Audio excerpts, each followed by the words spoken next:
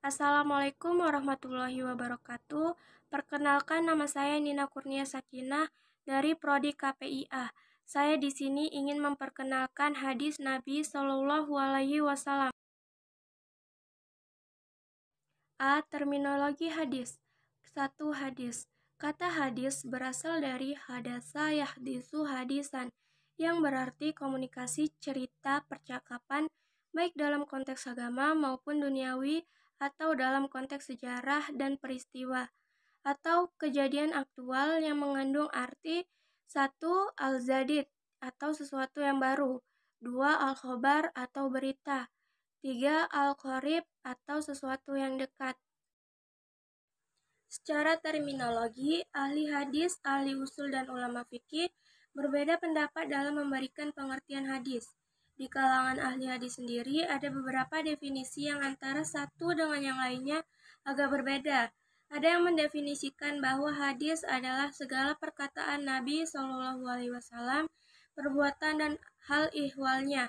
Yang termasuk hal ihwal ialah segala pemberitaan tentang Nabi Shallallahu Alaihi Wasallam seperti yang berkaitan dengan himmah atau kemauan, karakteristik, sejarah kelahiran, dan kebiasaan-kebiasaannya.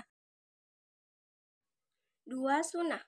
Sunnah secara etimologi berarti jalan lurus dan berkesinambungan, yang baik maupun yang buruk, sebagaimana yang dapat dilihat dari perkataan Rasul. Barang siapa yang merintis suatu jalan yang baik, maka ia akan memperoleh pahalanya dan juga pahala orang yang mengamalkan sesudahnya.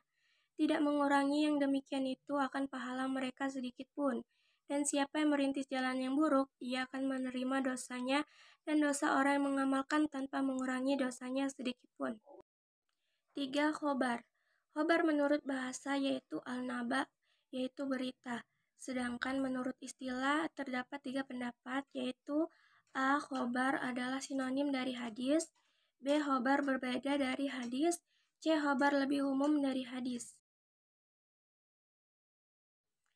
4. Atsar. Atsar secara etimologi berarti bakiyat al-syai, yaitu sisa atau peninggalan sesuatu.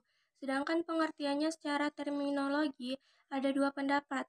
1. Atsar adalah sinonim dari hadis. 2.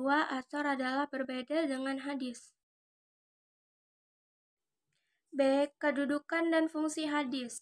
Pada masa Rasulullah tidak ada sumber lain selain Al-Quran. Di dalam Allah Subhanahu wa Ta'ala terdapat pokok-pokok yang bersifat umum bagi hukum-hukum syariat tanpa pemaparan rincian, keseluruhan, dan pencabangannya, kecuali yang sejalan dengan pokok-pokok yang bersifat umum itu, yang tidak pernah berubah oleh bergulirnya waktu dan tidak berkembang lantaran keragaman manusia dan lingkungan dan tradisi masing-masing.